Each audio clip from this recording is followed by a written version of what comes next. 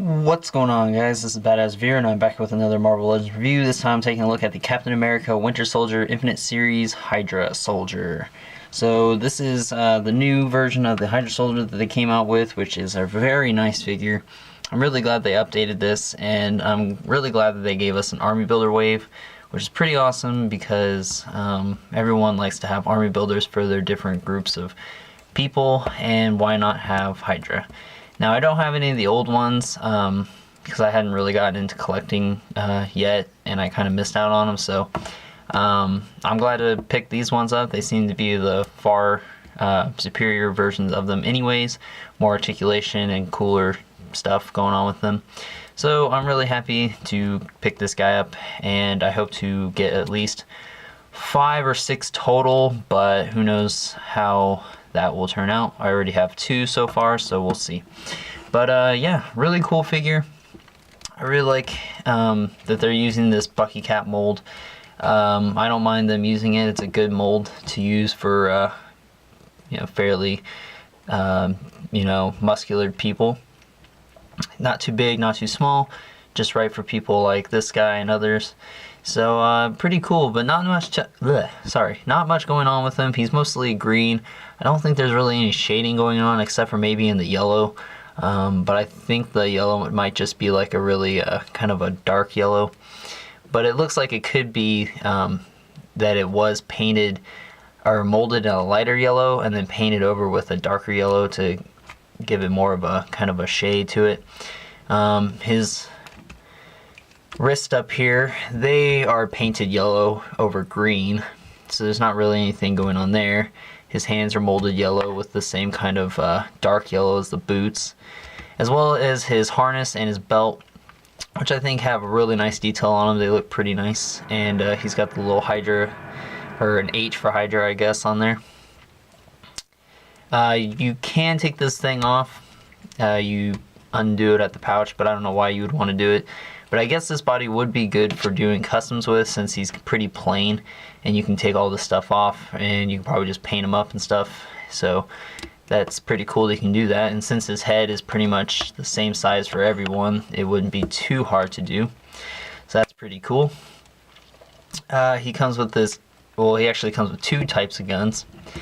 He comes with this one, and these are both pretty cartoony looking, but this one kind of looks like it'd be like a machine gun sort of thing, which is kind of weird how they made it, because it's like a small little, like a really thin small pistol is the handle for it, and it's just it's like thinly molded together to this bigger one, and it's really kind of weird looking.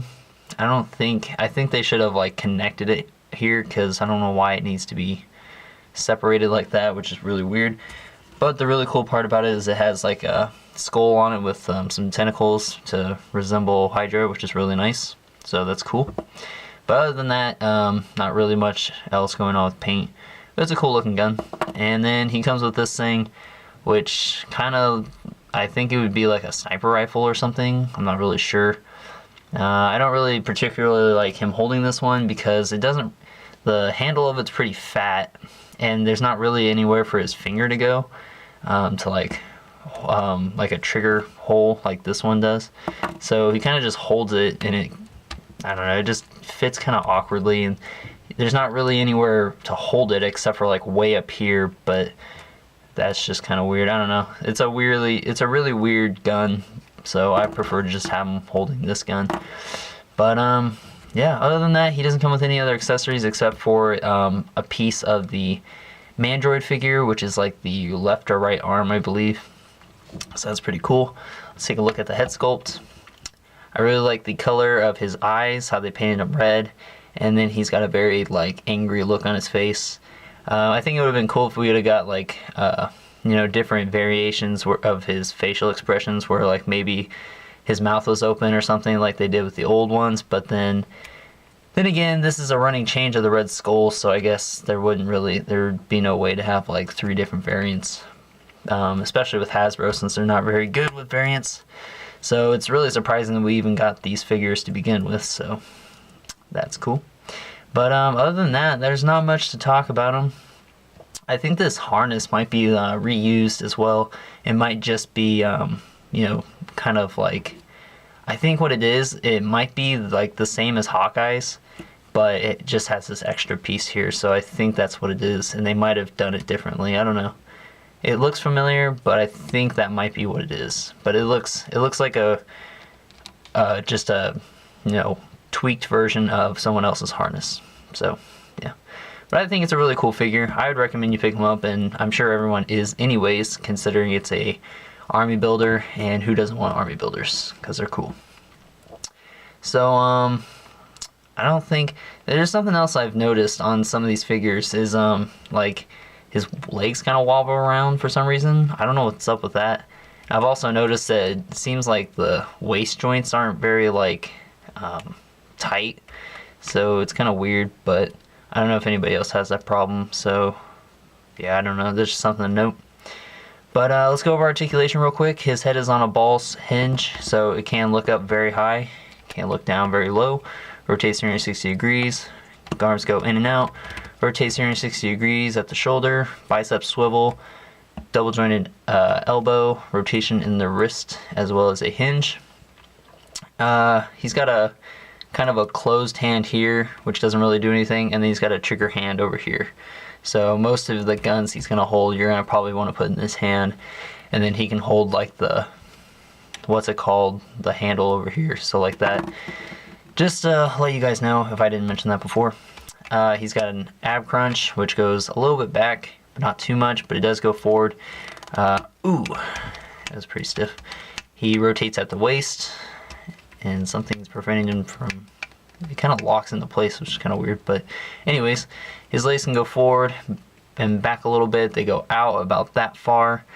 He's got an upper thigh swivel.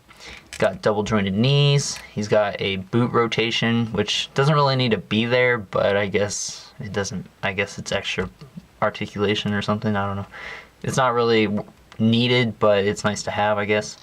His foot can bend down and up, and then he has an ankle pivot.